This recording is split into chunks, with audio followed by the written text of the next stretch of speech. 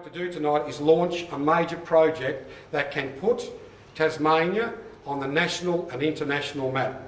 And the person that actually helped me with all the graphics, it's a graphic designer, and this particular person's donated his time and effort to help me in this project, like a lot of people have, is Aaron Cherny. Aaron, where are you?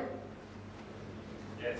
Aaron, come forward, please. This guy here, when you see this presentation, you'll understand what I'm talking about. He's been helping with this presentation. I'd like Aaron to go with me. Aaron is a principal designer of Guru Design Solutions, and it's a boutique design agency specialising in creative, unique print, advertising and web page production. Now, Aaron has helped me with this PowerPoint presentation, and you'll see the graphics that we're going to go through, and I'd like to present it to you now. We all know what this symbol means. Anywhere we go in the world, we know what that means and what's on the menu. Next slide. BP. We all know that. So when we go to BP, we know what we're going to get. Starbucks. With Starbucks is another well-known brand, similar business model to the other three. We also know what to expect. And as I've pointed out there, anywhere in the world you know what you're going to get at Starbucks. What does Starbucks, BP and McDonald's have to do with Tasmania? The three businesses in question have nothing to do with Tasmania at all whatsoever, other than their presence in the state. We know what products they have before we enter and what our expectations will be. The business models are relevant, and I'll get to the business models later on, but for now I'd like to take you all on a journey. And I'd like for you to come on a ride with me. Imagine, be brave. I guarantee you I won't take you down the wrong path. So, who am I going to pick on? Gabby and Nino. Okay, Gabby and Nino, they live in Central Australia. And they're in the city of Melbourne. They're walking down Bourke Street Mall and they see a sign. Taste Tasmania. Don't think of the taste of Tasmania, just think of the sign, Nino. And Nino says to Gabby, they're approaching the sign and they walk to it and says, oh, let's go and check that out. They get to the shop front and what do they see? Eat, drink, experience and enjoy. Now, as I mentioned with the signs earlier, curiosity is one thing that always takes us and drags us to these type of things. So this is dragging Nino and Gabby to the entrance. We're now open. So they enter. As they enter, they can smell coffee. And they didn't notice the window facing the street selling coffee. Like anything, we sit there and go, does Tasmania grow coffee? It doesn't grow coffee, but it roasts coffee. As they're there, they see a deli cabinet. They look, Tassal smoked salmon from Tasmania, wonder where that comes from. Cape Breton smoked beef, King Island cheese. Yeah, I know where King Island cheese is, Nino says. But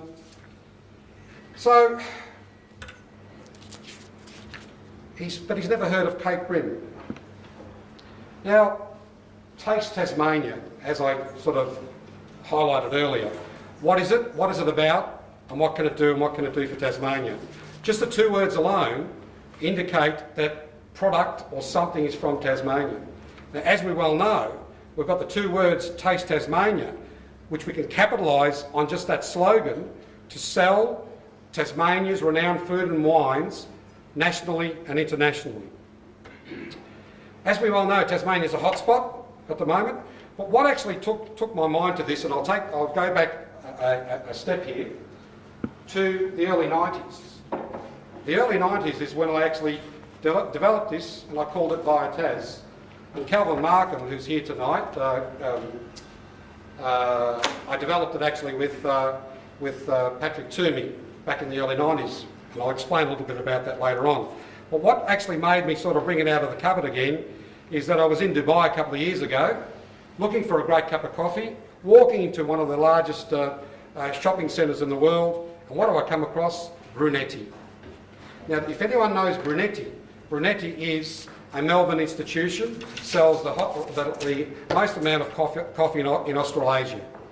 So I thought to myself, well, if Brunetti can be in Dubai, then I did some research. Brunetti's also in Singapore and other places around the world. Previous tourism centres in the early 90s, or in the 90s, the state government then started pulling out the tourism centres around Australia, around the world. The reason, my understanding, is that those centres were only selling tourism, and that's all they were selling, and they were costing the taxpayer a hell of a lot of money, and they're basically selling selling packaged holidays and tourism and general information. So, what this particular proposal is about investment and potential returns to the state. As the initial investment that I'm saying in this proposal, which I'll get to all the detail very soon, is by government, as Tasmania will be the main beneficiary. Just to give you an example of the Taste of Tasmania, over 7 days it brings in $39 million to the state and creates about 151 jobs full time. What I'm proposing here is a pilot project to deliver a Taste Tasmania project, a Taste Tasmania cafe in Melbourne. The project itself will cost about $500,000 to $600,000 as a project, and funded by government. Government recently spent $1 million on a web page, but we can look at the possibility of developing a project that can actually enhance and sell Tasmania to the rest of the world. Let's get back to Gabby and Lino. They were sort of in this cafe a moment ago, weren't they? So Lino says, I'm feeling hungry. Look, Italian-style panini, baked with 4 roses Tasmanian flour. Wow, that's interesting. Tasmanian free-range eggs, Bruny Island smoked mussels, and Bruny Island cheese. Of course we know it's a cafe with Tasmanian produce. Yep, definitely going to have a bite here. Oh, look at the other side. Gee, that's interesting. Look at this. Coal River Valley Wines, Moo Brew on tap. Never heard of that. You ever heard of Moo Brew, have you, Nino? No? I have. But we can go on to Waji's relishes, Meander Valley honey. Oh, look, tastings. Nino decides to have a nice big slice of relish from Waji and says, this is fantastic. So what are you going to have for lunch? I'm going to have a panini, Houston Farm mixed lettuce, Waji relish, some smoked salmon, yeah, a little bit of that Bruny Island goat's cheese. I'll have a glass of 9th Island Pinot Gris and also a Hart's mineral oil. Gabby turns around and says, well, I'm going to have a glass of Home Hill Pinot with a slice of Huon Valley mushroom frittata. And I'll also have a cappuccino. Interesting. Asgrove Farm milk. Geez, I wonder where that comes from. Okay, Gab, let's take a seat. As you can see, we've got a place to nice and sit, but no, I don't want to sit over there. Look, I want to sit on the bench seat in the window looking forward to this panini. Oh, what's this? On a swivel. It's an iPad. Wow, information. Welcome to Tasmania. Wow, look at all this information. Link to Brand Tasmania, link to Tourism Tasmania. Hey, I might be able to find out where the milk comes from. Oh, Asgrove, wasn't it? And how's your frittata? Well, this is not only a cafe, this is an infocell cafe as well, which is going to be selling information about Tasmania. Not only just tourist information, but everything we want to know about Tasmania, because that's what closed the original tourism centres in the first place. It was information technology. Now, if you've got a cafe that brings people in, draws people in, and then while you're in that cafe, you can be looking at Tasmania, looking at everything about Tasmania, linking to places like Brand Tasmania, Tourism Tasmania, and also have promotions from time to time, like Mofo, Taste of Tasmania, the Hobart Yacht Race, Wooden Boat Festival, and other promotions, in a particular Port Arthur. Look at this photo. The whole thing about it is it's not only you can actually eat and drink on premise, you can actually take some wine home with you as well. So what this whole thing is, it's about having a Tasmania experience somewhere else in Australia and somewhere else in the world. Oh look, Cradle Mountain. We all know about Cradle Mountain, and it's just a magic place. What Gabby and Nino are thinking about now is, look, What an experience I'm having here at this venue. I'm thinking about having a holiday in Tassie. Not a bad idea. Okay, look at that over there. There's a massive iPad. Just imagine, I don't know if people have ever seen them, there's iPads you can actually get. They're probably about 500 by about 300. I've actually worked on them. They're actually amazing when you're sitting there actually looking at what information you can get from these iPads. But just imagine pop-ups coming up saying, do you want to go to Mona? Would you like to have a holiday in Tasmania? Fill in your information here and send it off to us, and we'll send details back to you. Oh, what we could also do is have promotions on there. And Nino and Gabby were sitting there playing on this massive iPad. Up popped, oh, you've just won a holiday to Tasmania. You could do that once every 500 people that get onto this iPad. Just giving you sort of some things to think about, because I'm taking you through this journey. The main services that this particular proposal can do, other than just having food, is tourist information, sale of package holidays, general information about Tasmania, business industry, real estate opportunities. Imagine the real estate industry being involved in this as part of this. People want to move to Tasmania. They've got all these places to go to and find out information. Sale of Tasmanian products, tasting of Tasmanian products, and the list goes on. List goes on and on. We all know where Wineglass Bay is. What an amazing place. Similar operations globally. Now, remember, I put this together in 1994. Things have changed since 1994.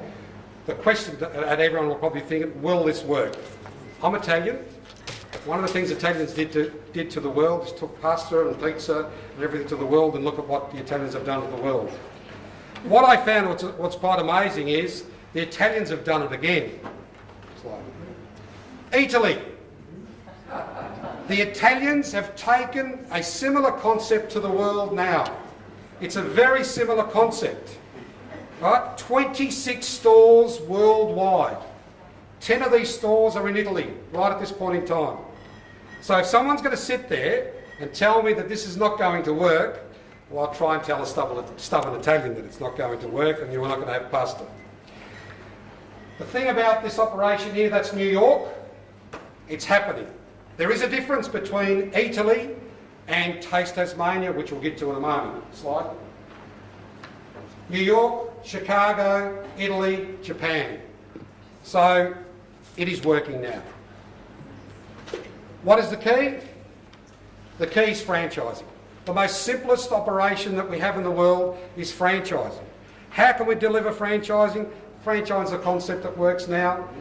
McDonald's do it, Gelatissimo do it, the amount of organisations that do it as well. The business and development structure of this, I'm proposing that it be a joint structure, somewhere between government, industry, private sector, either a government or industry partnership or a business enterprise as well. The pre-implementation of this particular project, the thing about it is it cuts across a lot of government departments. And what I'm going to propose is that it's under the arm of economic development, but a task force be developed, because it cuts across a range of developments. And as I stated earlier, we need to have a pilot project. And that pilot project, as far as I'm concerned, will give us opportunities for future development and see if it actually is going to work. The ownership and profit distribution, as far as I'm concerned, in my proposal here, my initial opinion would be that business and industry own 50%, government own 40% because they can't be trusted, and the Hobart City Council, being the trademark owner of Taste of Tasmania, owing the other 10%. But the 40% ownership of government, I don't want to see it go into general revenue. I want to see that reinvested in Tasmanian Business Development Fund. The Tasmanian Business Development Fund will be to further develop the existing Tasmanian niche businesses, but not only that, but also to develop new businesses that we can take to the rest of the world. Negatives. I have found a solution to the negative mindset syndrome. The solution is very simple, by having positive people in leadership positions, not those politicians that you go to and 4 years later they're still sitting on their backside and they finally realise there's an election going on and they go, shit, I've got to get re-elected, don't I? But what have they been doing for the last 4 years? I hate negativity. I'm a person that I believe that people of ideas should be looked at, and any idea is a great idea. If any of you have seen the movie Jobs, you will understand how a passionate person with an idea developed Apple, and how passionate a person was to take his idea and develop it. Look what we've got with Apple. But on a personal note, in a small way, Marti Zucco, when he opened up his pizza house in North Hobart in 1997, I was told, you're an idiot, you're opening in the wrong place, North Hobart is the pits, and you'll go broke. Well, I'm still waiting to go broke. Expenses, staffing and all that. The difference between the tourism officers in the past to this is the franchisee will be the one that will be controlling the